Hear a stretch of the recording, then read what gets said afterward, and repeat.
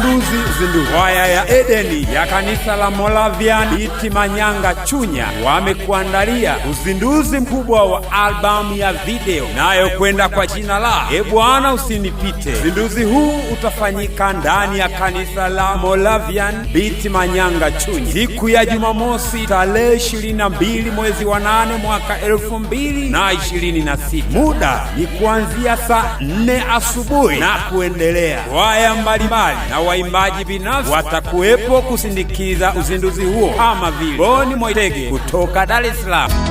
Rekebisha ulipokosea,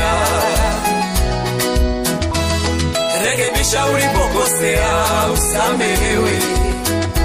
Kwa mawasiliano zaidi piga simu namba 0614 30 86 70. Watu wote mnakaribishwa.